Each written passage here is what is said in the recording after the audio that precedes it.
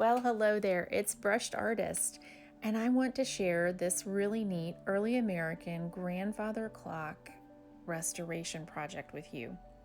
Stay tuned to the end for a pretty heartfelt reveal. Today is kind of a special day because I'm doing a rather special delivery. This particular piece is interesting because it is local to this area. So it is my understanding that the wood was sourced near Asheville, North Carolina, which is only about an hour and a half, maybe 2 hours from me in Bristol, Tennessee in the US. We live in a rather disposable society. But there's really something amazing and something special when something is restored. I get to take something that may have been discarded or was set aside, or maybe didn't match someone's decor, or maybe someone didn't see the value in a particular object, and then I get a hold of it. And when a client wants something restored to its original glory, it's really exciting.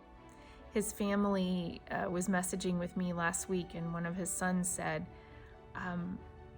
I think the only thing that gives my dad real pleasure are his clocks and his family.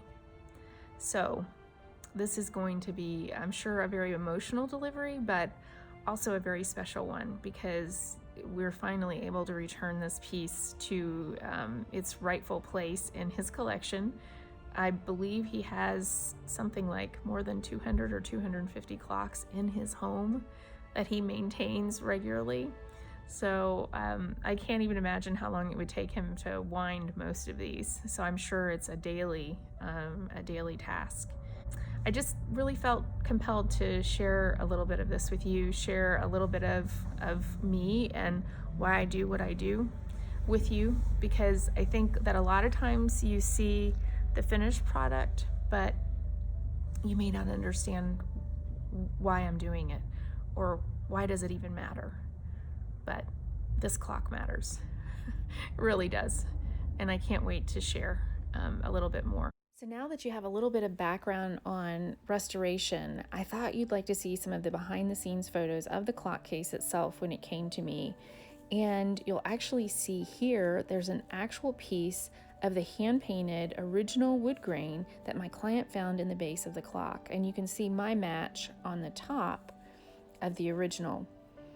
And then you'll see the base here, and there are a couple of other areas on the clock that actually have some burl inserts added.